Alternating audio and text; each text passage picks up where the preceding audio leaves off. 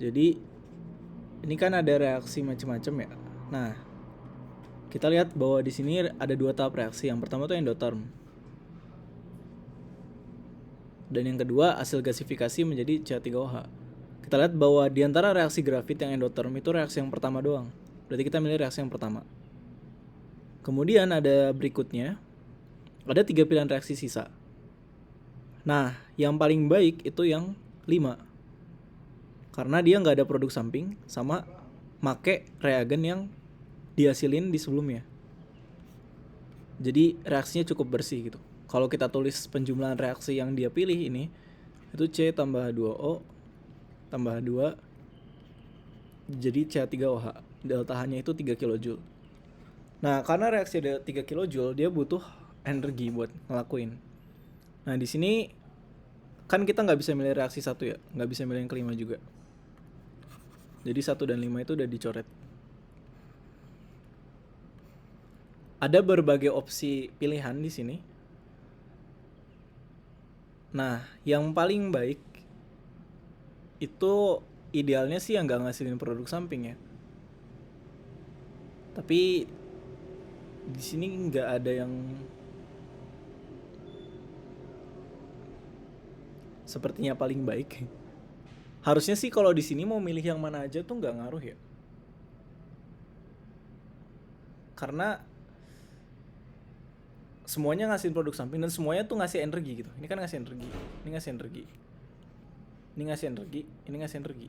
Jadi harusnya sih nggak masalah mau pakai yang mana.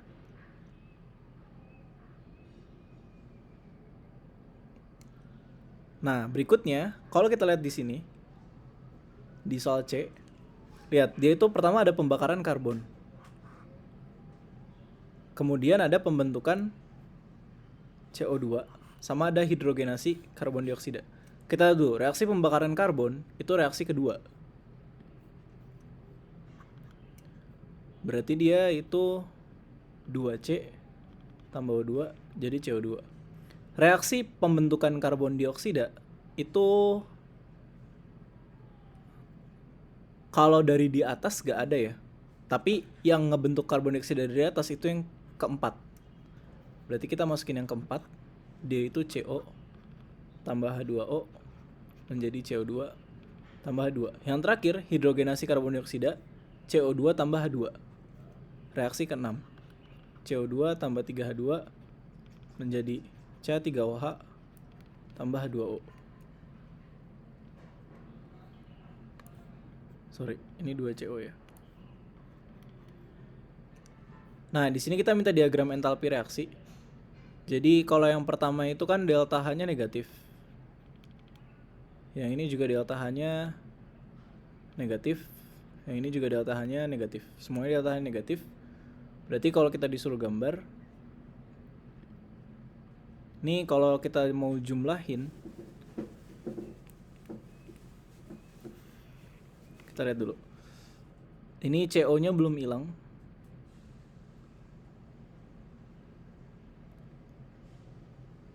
Ini kita bisa kali 2. Ini 2. Nanti hasil akhirnya adalah kan yang CO kecoret, H2O kecoret 1, H2 kecoret sisa 1. Kemudian CO2 bisa kita kali 2 juga ya yang bawah biar H2 biar CO2 nya hilang. Jadi ini kita kali 2. Ini jadi 6. Ini 2, ini 2. Jadi H2O nya kecoret, CO2 nya kecoret. Nanti sisa reaksinya adalah 2C tambah O2 tambah 4H2 menjadi 2CH3OH. Berarti ini kita kali 2 juga. Nah, nanti entalpinya tinggal dibuat kayak gini. Jadi ini reaksi 2. Terus ini reaksi yang keempat. Ini reaksi yang keenam. Yang kesini itu delta H reaksi 2.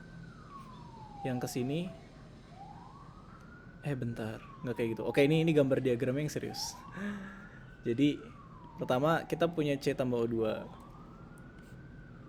2C tambah 2. Itu dia jadi, mungkin kesini aja kali ya, CO.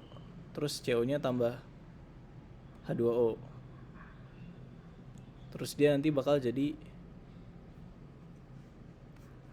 terakhir itu CO2 tambah 2. Nah ini kan dia bakal jadi CH3OH. Mungkin gini ya, reaksinya cuma satu arah. Karena dia cuman negatif semua gitu entalpinya. Oke. Berikutnya hidrogenasi karbon monoksida. Hidrogenasi karbon monoksida itu reaksinya yang di atas itu reaksi yang ke-5 ya. Jadi pakai reaksi 5. Kita cari dulu molnya. Ini molnya benar. Kemudian tinggal nyari pakai delta H-nya. Delta H-nya benar pakai min 128. Tapi harusnya enggak, dia benar.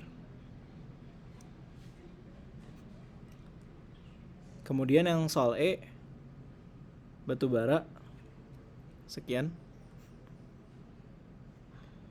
Hitung massa batu bara untuk mendidihkan 1 ton air 25 derajat. Jadi ini kita tinggal pakai kan Q sama dengan MC delta T. Nah, di sini M-nya itu 1 ton 1000 kilo atau 1046 gram ya. Oke, mungkin soal yang E di sebelah kanan. Jadi kan Q sama dengan MC delta T. Massa airnya itu kan 1046 gram. Kemudian C-nya itu di sini kita pakai 4,2. Delta T-nya itu 75. Nanti kita dapat sekian joule. Kemudian kita ubah dia jadi kilokalori. Kalori aja. Enggak bener, kakal. Kemudian kita tinggal cari massa batu baranya. Jadi M batu bara sama dengan Q per 3750 kakal per Kg. Hasilnya sekian kilogram. Gitu aja sih.